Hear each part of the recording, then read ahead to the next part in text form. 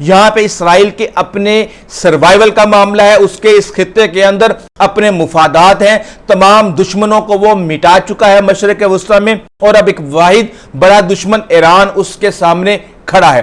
سعودی عرب کی اپنی ایک مجبوریاں ہیں، اسرائیل سعودی عرب سے اپنے تعلقات بنانا چاہتا ہے، وہ چاہتا ہے کہ دنیا، مسلم دنیا اس کو تسلیم کرے، لیکن دوسری طرف وہ دو ریاستی حل کے اوپر بھی تیار نہیں، اور ایران کے خلاف وہ جارحانہ پالیسی اپنائے ہوئے ہیں۔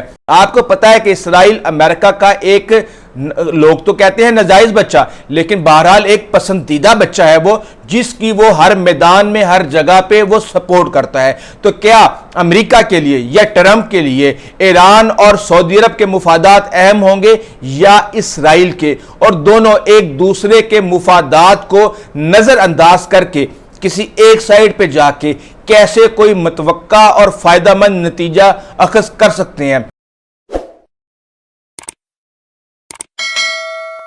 بسم اللہ الرحمن الرحیم۔ السلام علیکم ناظرین، امید ہے آپ سب لوگ خیر خیریت سے ہوں گے۔ اس وقت سعودی عرب اور ایران کے تعلقات ایک نئے فیز میں شامل ہو چکے ہیں، اور ہم یہ دیکھ رہے ہیں کہ جہاں یوکرین اور رشیا کے درمیان مذاکرات سعودی عرب کی سرزمین پہ ہو رہے ہیں، وہیں ایران، اسرائیل اور امریکہ کے درمیان مذاکرات بھی سعودی عرب وہاں پر ٹیبل پر اپنی جگہ بنانے میں کامیاب ہو چکا ہے۔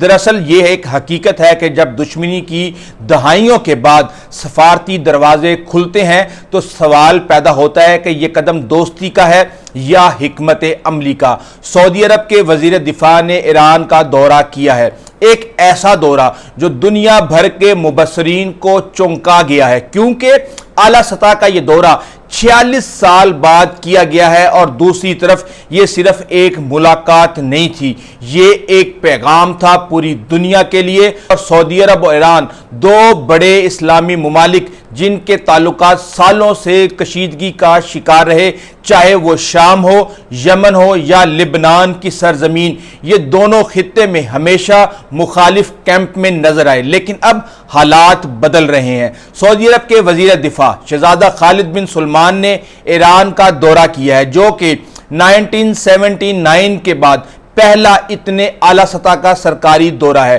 یہ دورہ ایک ایسے وقت میں ہوا ہے جب امریکہ اور ایران کے درمیان جوہری پروگرام پر حساس اور اہم مذاکرات جاری ہیں۔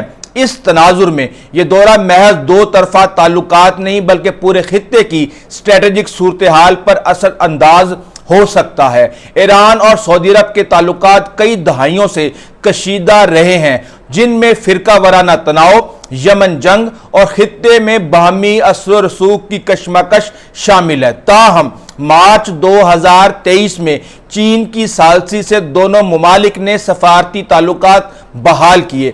اب یہ دورہ اس تعلق کی گہرائی کو مزید مستحکم کرتا ہے۔ سعودی عرب پہلی بار براہ راست ایران سے سیکیورٹی اور دفاعی معاملات پر بات چیت کر رہا ہے۔ تاہم اس سے پہلے کئی اہم دورے ہو چکے ہیں جن میں دونوں کی افواج کے سربراہ بھی ایک دوسرے سے مل چکے ہیں، وزیر خارجہ بھی مل چکے ہیں۔ اب سوال پیدا ہوتا ہے کہ یہ حکمت عملی مشرق وسطی کی تھکی ہوئی معیشتوں کی مجبوری ہے یا پھر کچھ اور؟ امریکی صدر ڈونلڈ ٹرمپ ہمیشہ ایران کے خلاف سخت رویہ رکھتے رہے۔ انہوں نے زیرو ٹالرنس پالیسی اختیار کی، جوہری معاہدہ ختم کیا، پابندیاں سخت کی اور زیادہ سے زیادہ دباؤ کی مہم پر وہ عمل پیرا رہے۔ لیکن اب ڈونلڈ ٹرمپ، جنہوں نے اپنے پہلے دور صدارت میں ایران کے ساتھ کیے گئے 2015 کے جوہری معاہدے سے یک طرفہ طور پر علیحدگی اختیار کر لی تھی اور سعودی عرب نے اس کو اپریشیٹ کیا تھا، اب ایک بار پھر ایران سے نئے اور بہتر معاہدے کی بات کر رہے ہیں، اور سعودی عرب کو بیچ میں ڈال کے۔ یہ ایک بہت بڑی پیش رفت ہے۔ ٹرمپ نے حال ہی میں اپنے social media platform Truth Social پر کہا کہ وہ ایران کے ساتھ امن چاہتے ہیں اور وہ ایران کو ایک کامیاب ملک دیکھنا چاہتے ہیں، مگر ایسا ملک جو جوہری ہتھیار نہ رکھے۔ ان کا کہنا ہے کہ وہ ایک تصدیق شدہ امن معاہدہ چاہتے ہیں جس سے ایران کو ترقی کا موقع ملے۔ یہ بیان ایک طرف ایران کے خلاف پابندیوں میں سختی اور دوسری طرف مذاکرات کی خواہش دونوں کا مجموعہ ہے، یعنی ایک دوہری پالیسی جو دباؤ اور مکالمے کو ایک ساتھ چلانے کی کوشش ہے۔ اب سوال یہ ہے کہ کیا سعودی عرب ٹرمپ یا امریکی پالیسی سے ہٹ کر اپنا راستہ چن رہا ہے؟ کیا وہ جان چکا ہے کہ خطے میں دیرپا امن کا راستہ ایران سے بات چیت کے بغیر ممکن نہیں؟ دوسری طرف ایران کے حالیہ صدر مسعود پزیشکیان جو اصلاحات کے حامی اور عالمی مصالحت کے نعرے پر منتخب ہوئے، خود ایک مخمصے کا شکار نظر آتے ہیں۔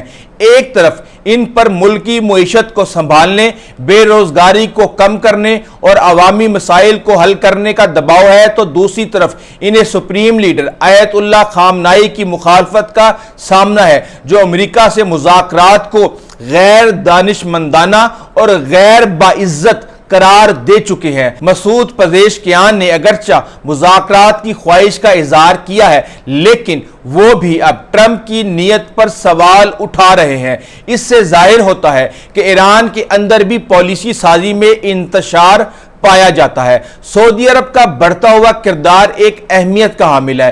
ان حالات میں سعودی عرب ایک پراکسی ثالث کے طور پر ابھر رہا ہے۔ مشرق وسطی انسٹیٹیوٹ واشنگٹن کے ایک تجزیہ کار فراس مقصد کے مطابق سعودی عرب نے اپنی خارجہ پالیسی میں لچک اور حقیقت پسندی کو اپنایا ہے۔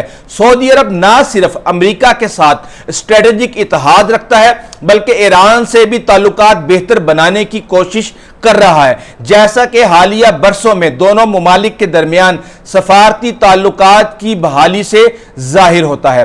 ٹرمپ کے ایران پر سخت موقف سے سعودی عرب خود کو قدرے فاصلے پر رکھ رہا ہے تاکہ خطے میں مصالحتی کردار ادا کر سکے، کیونکہ ہم نے یہ دیکھا ہے کہ گزشتہ 2 سال سے جو بھی جنگ چل رہی ہے اس میں ایران نے سعودی سرزمین کو نشانہ نہیں بنایا ریٹیلیشن کے طور پہ۔ یہ ایک بہت بڑی کامیابی ہے، اور سعودی عرب اور امریکہ کے تعلقات کی اصل آزمائش تب ہوگی جب ٹرمپ اسرائیل کی طرف سے غزہ پر قبضے اور فلسطینیوں کی جبری بے دخلی جیسے متنازع منصوبے کو عملی جامہ پہنانے کی بات کریں گے۔ سعودی عرب نے اس منصوبے کو سختی سے مسترد کر دیا ہے اور واضح کیا ہے کہ فلسطینی ریاست کے قیام کے بغیر اسرائیل سے تعلقات معمول پر نہیں آ سکتے۔ یہ اختلاف ٹرمپ کی اسرائیل نواز پالیسی اور سعودی عرب کی اسلامی دنیا میں قیادت کی خواہش کے درمیان ٹکراؤ کو ظاہر کرتی ہے۔ اس دورے کے بعد چند اہم امکانات ابھر کر سامنے آ رہے ہیں۔ سب سے پہلے نمبر پر دونوں ممالک کے درمیان دفاعی مکالمے کا اعلیٰ سطح پر آغاز ہو چکا ہے۔ یمن جنگ کے خاتمے کے لیے مشترکہ فریم ورک بن سکتا ہے۔ توانائی، تجارت اور سیکیورٹی پر تعاون کیا جا سکتا ہے۔ مستقبل میں شاید مشترکہ علاقائی سلامتی کا معاہدہ بھی عمل میں آ سکتا ہے، لیکن ہر چیز اتنی سادہ نہیں ہوتی۔ ایران کے لیے یہ ایک سفارتی کامیابی ہے۔ اس نے عالمی تنہائی سے نکلنے کا ایک دروازہ کھولا ہے، لیکن ساتھ ہی ایران یہ جانتا ہے کہ سعودی عرب کے امریکہ، اسرائیل اور مغربی اتحادیوں سے تعلقات آج بھی اس کے مفادات کے خلاف کھڑے ہو سکتے ہیں۔ کیا ایران اپنے نیوکلیئر پروگرام پر نرمی دکھائے گا ایسے وقت میں جب اس کی سب سے بڑی طاقت اور اس کی پراکسیز شام، یمن، لبنان، غزہ، عراق ہر جگہ پہ بشار الاسد کے ڈیبیکل کے بعد متاثر ہو چکی ہیں؟ یا یہ دورہ صرف وقت حاصل کرنے کی ایک چال ہے؟ سعودی عرب اب صرف تیل کی طاقت نہیں، وہ ویژن 2030 کے تحت خود کو ایک جدید ریاست بنانا چاہتا ہے، اور اس حوالے سے کافی پازیٹیو ڈیولپمنٹس کی جا رہی ہیں۔ اس مقصد کے لیے جنگ نہیں، استحکام چاہیے، اور ایران کے ساتھ تعلقات بہتر بنا کر سعودی عرب چاہتا ہے کہ خطے میں استحکام ہو، سرمایہ کاری کا ماحول سازگار ہو، اور امریکہ کے دباؤ سے نکل کر اپنی خارجہ پالیسی خود طے کر سکے۔ سعودی وزیر دفاع کا یہ دورہ دوستی کی بنیاد ہو سکتا ہے اور ایک سفارتی چال بھی، لیکن ایک بات طے ہے کہ کہ مشرق وسطی میں طاقت کا توازن بدل رہا ہے۔ چین خاموشی سے ثالث بن چکا ہے، امریکہ کا اثر کمزور پڑ رہا ہے اور ایران ایک بار پھر مرکز نگاہ بن چکا ہے۔ یہ سب عوامل ظاہر کرتے ہیں کہ آنے والے مہینے مشرق وسطی کی سیاست کے لیے فیصلہ کن ہوں گے، مگر فلسطینی مسئلے پر ٹرمپ کی سخت گیر پالیسی سعودی عرب کے لیے ایک کٹھن آزمائش بن سکتی ہے۔